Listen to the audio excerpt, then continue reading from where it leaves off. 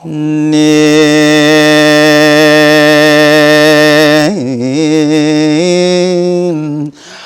นมก่อนวอนน้อมมาลาอ้อมน้อมเข้า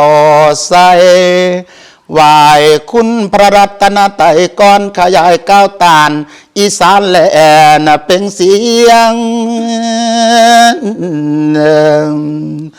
ให้มันดังเปียงเปียงปานฟ้าลวงอยู่ทางบน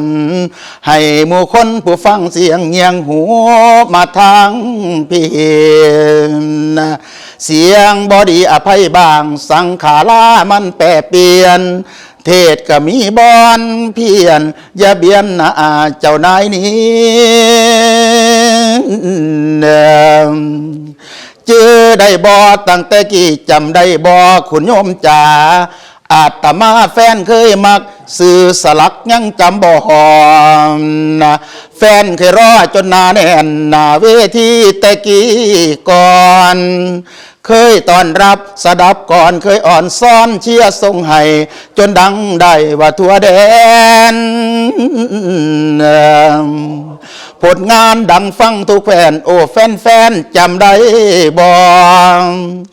ละเขียวไปใส่นอนอละขอเชิญ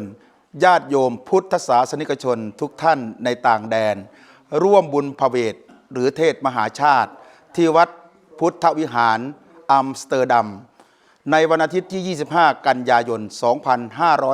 2559 จึงขอเรียนเชิญพุทธศาสนิกชนทุกท่านในต่างแดนมาร่วมบุญกันโดยทั่วถึงคนงามก่อนอื่นหาน้องเขียวนั่นละนอกก่อนลำดังตั้งแต่เขาแฟนเว้าว่ามวนหลาย